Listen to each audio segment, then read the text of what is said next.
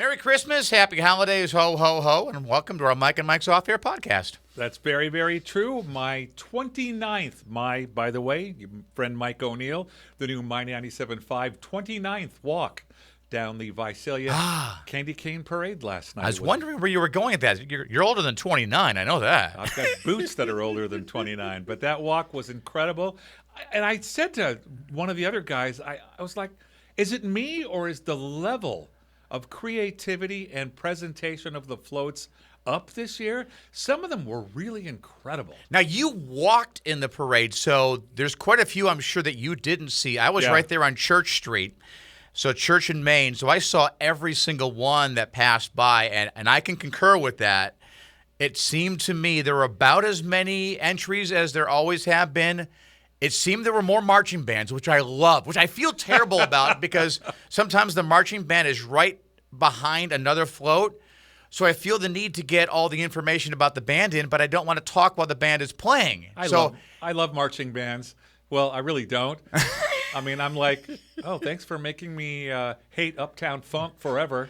But no, the bands are awesome. I'm just being a butt. And they really were in all Christmas songs, obviously. But if I didn't mention any particular names of anyone in those parades, I'm sorry, but I wanted it all to be about your performance. So if I shut up partway through the announcement, I hope you understand. He was looking like, okay, I nailed it. I nailed it. Well, I don't know about nailing it. I'm notorious for not exactly nailing names, so that's another good reason I'm glad the band was playing while I was announcing. I'll just shut up as opposed to butchering someone's last name. There's 7 X's in this name. What? No, it was a good parade. I enjoyed it very much. Ho, ho. Did you hear about the bovine drama we had? Uh-oh. No. I don't know if this... Again, we were number 13. We were right at the front. Yeah, this was about halfway through. I think it was one of the FFA chapters through one of the schools. They had 2 bovines. And I say bovines because I don't know if it was a cow or a bull or what it was. I think one was a bull. The other was a cow, I think. I know, I'm zooming in on it. That's wild.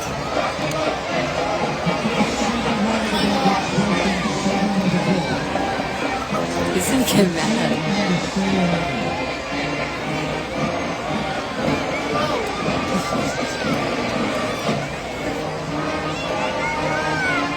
Look at some people from the crowd to help them. They had him in the parade? They were in the parade with the scooper behind them, which they had the sheriff's posse was out there as well. So, and they were fine, but the first bovine that walked about to cross onto Church Street decided at that point, no, I think I've walked enough. This is far enough. And if you know anything about those creatures, they weigh a lot. There was no moving that thing. There were like 3 or 4 handlers trying to push the thing. All I kept thinking was, if it was a horse, you would not have wanted to be behind it because they've been known to rear up and kick behind them. Yeah. I guess cows, bovines don't do that. So they were reasonably safe pushing from behind, but the other cow came up, and I thought, okay, maybe once they get together, they just want to walk together. Nope, they both protested at that point. It blows my mind that they had cows. I'm sure there were cows, not bulls. Uh-huh. But good Lord, I mean, that was bound to happen. We almost had that was a chance. A Visalia version of the Pamplona running with the bulls. But thank goodness someone came over and decided, you know what? Let's not make this situation any worse than it already is. Let's just clear a path.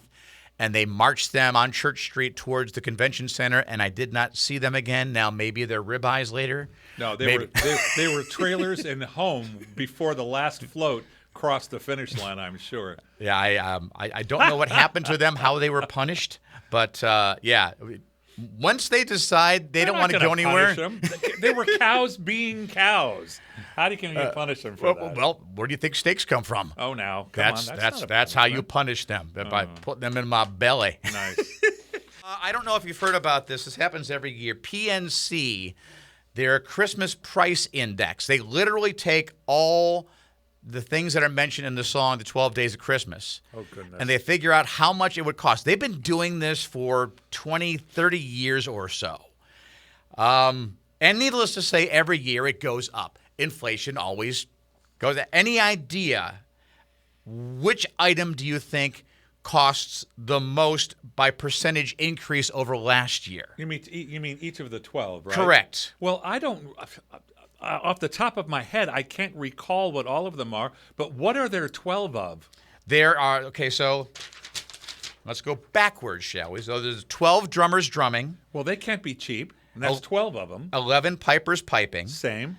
10 lords a leaping, 9 ladies dancing, 8 maids a milking, and then you get to the animals, the birds, 7 swans a swimming, 6 geese a laying, the 5 golden rings. 5 golden rings seems to be hidden, but it's also a precious metal, so it could have the highest or a high value. And then more birds, 4 calling birds, 3 French hens, 2 turtle doves, and then the partridge in the proverbial pear tree. Yeah. And then there's the pear tree, obviously. Well, they I'm gonna price that say too. It's either going to be 11 or 12 just because of the amount, and or 5 because it's gold.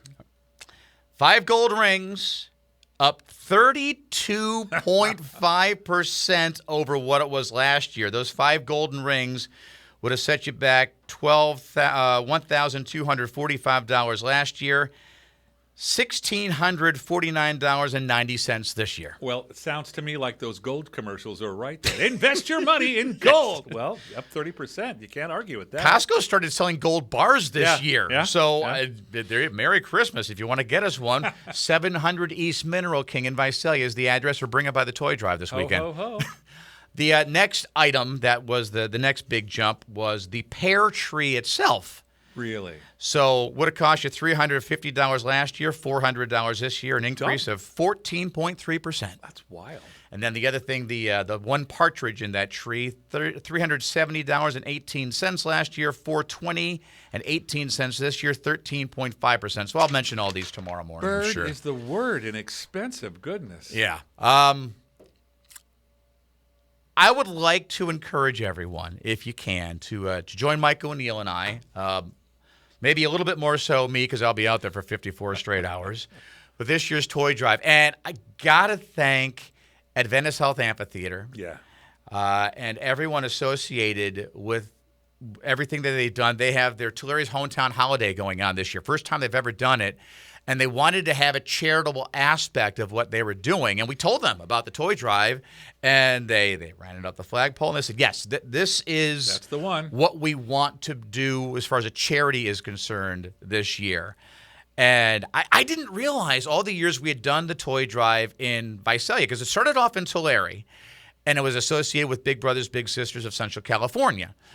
Then we decided, well, let's have an organization that everyone knows is only associated with the South Valley. There's the blurred line with Big Brothers Big Sisters of Central California because their offices are in Fresno. We always made sure, by the way, for the record, that everything stayed in the South Valley, but there were some that did say, well, why can't you pick an organization that is strictly South Valley? So we found Ann's Kids for Christmas. I didn't realize until this year they help out kids in Tulare, too, because I was thinking we were going to move the event to Tulare for the first time.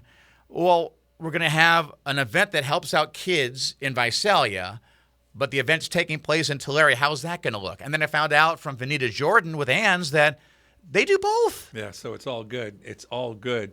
And it's so easy. Just grab, right now, some of the best sales of the years are going on. You Yes. can go in, you can get a bunch of board games cheap, and you still haven't spent more than $40 or less. And you'll dump off some real treasures for some kids who will really, really appreciate them. And if I can get a shout out to Pharaohs of Visalia Car Club. Yes. Matt Case, a former neighbor of mine before we moved 5-6 years or so ago, he got into that organization. He has a beautiful Camaro, Chevy Camaro. Yeah, they were right there by us. Yeah, that he's restored. And he found out about our toy drive and reached out to me after the drive last year and said, hey, I do a lot of stuff with Pharaohs of Visalia Car Club. We love partnering with nonprofits to help out. And I wasn't sure what to expect, so they said, well, we do this thing called Cars and Coffee in Mary's Vineyard. Every Saturday we're out there. If you want to check them out, most of their members have their vehicles out there. They just park the vehicles, let you look at them, and then every once in a while they'll partner with a nonprofit as well. So for 2 weekends in a row, they did their mini car show, if you will, for Ann's kids for Christmas. They got, in those 4 hours, because it's from 8 till 10, 2 Saturdays consecutively, more toys than we've gotten in some full years of doing it for 54 straight hours. Crazy. And there's a picture up on our Facebook page of all the toys that we got. We also got cash donations as well. So we get to start this way. Yes. So we don't have all of them out there. Some of them were in the packaging that was a little, the cardboard is getting thinner and thinner. Yeah. As I'm sure you've noticed if you've done any Christmas shopping already. So the things that we were worried about moving from here, there, and everywhere about ripping the cardboard, we don't want to do that. We don't want to give these toys to kids with it looking a little beat up. Yeah. So we took maybe a handful of the toys that are a little bit more durable. We'll have those out there with us to show what Pharaohs of Isaiah Car Club did. But if you want to look at the picture, again, it's up on our Facebook page. And God bless those guys. We walked right by and we were right there waiting when you staged for the parade. That we were there, we're right there, and we were joking around with them. They're pretty good guys. Have you ever had a car like that, like a car that? Technically, yes. Okay. Before I got divorced 10,000 years ago, 32 years ago, 34 years ago, You are old. I was restoring a 1970, the big coupe, the big Mustang, the Ford Mustang. Ooh. 357 Okay. Cleveland with the big heads. This was going to be my dream car. And I got divorced. And we divorced the car. And I understand that the engine ended up in a boat. I hope it sunk. But in any event, Not bitter at all. That was not a bit. No resentments. But the car, that engine just makes such a sound. Oh yeah. Such a sound. I had a '67 Mustang. Yeah. When I was in high school. I still have pictures of it somewhere, long before social media, so they're not on my phone, unfortunately. Fastback? No, I wish it was. But if you're familiar with Mustangs at all, the '67 are the ones that have the little fake grills in the side. Mm-hmm. So it looked like a Lamborghini Testarossa. If you're familiar with those, that have the big long grills. So I'm like, well, this one came out first, so this was the prototype for the Lamborghini. Yeah. No. Yeah. My brother Pat had a '66 Fastback. What did he do to it? What? He learned the lesson. Cars must have oil. And he blew the head. Patrick! Man. And he had to get that rebuilt. But Yeah, I had it for my senior year of high school, and then I went to San Francisco State. If you're familiar with that year, '67, most cars, and definitely the Mustang, they don't got power steering. You try driving a car the size of a Ford Mustang, and even back then they were kind of larger cars, without power steering in San Francisco with those hills and those turns and like streets like Lombard.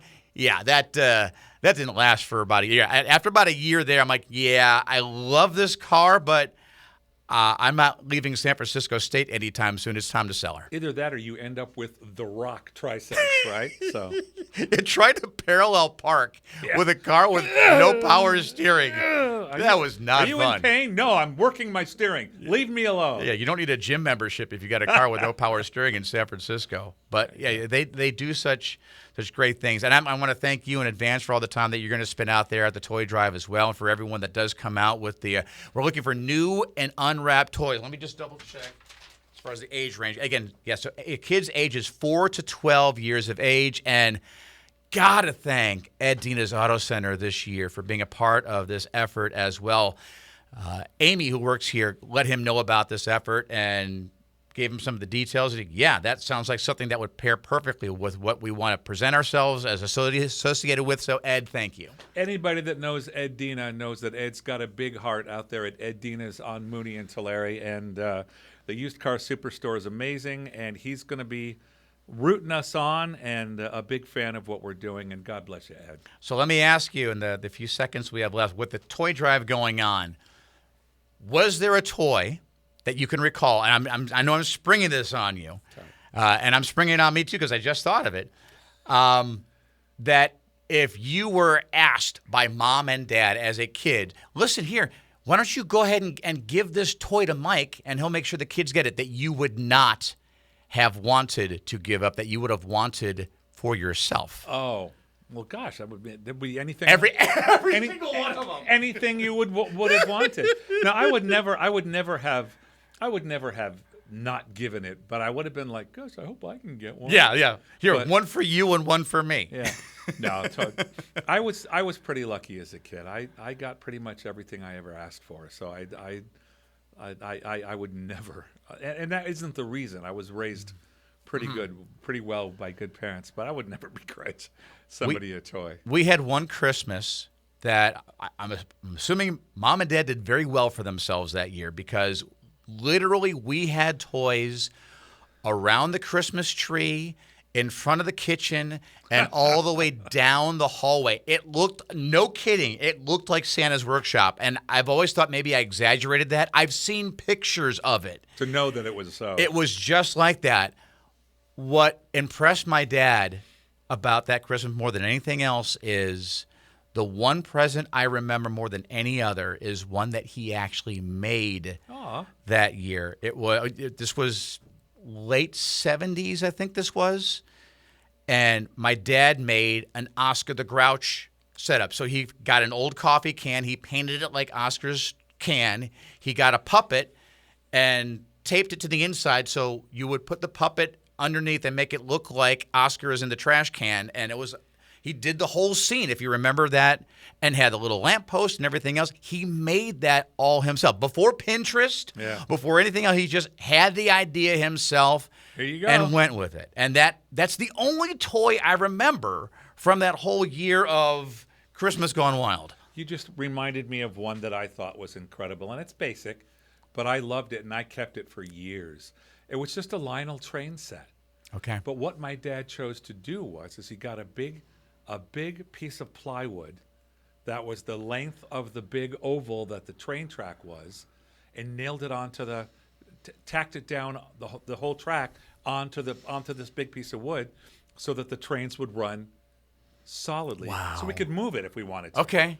And it just went around in a circle, all right? But I played with that thing for years. I love that. We always talked about doing that. Thing is, we just moved too often. So my dad would start getting it all set up and getting the plywood and getting the track, and even having not only the train on that plywood, but also little RC cars that I had. So it would have cars on it as well as the train. And about the time we would get to, let's put it all together, nope, it's time to move. It's new friends for you o'clock. We moved a lot when I was younger too, so I relate.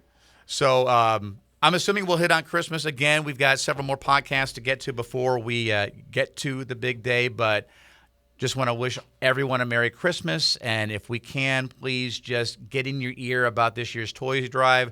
Zumwalt Park in Tulare, Friday, December 5th, starting at 6 a.m., ending December 7th. That's a Sunday at noon. Come by anytime during that 54-hour span with new and unwrapped toys, and the kids with Ann's Kids for Christmas would really appreciate it. He'll be the one shivering in his daughter's playhouse, okay?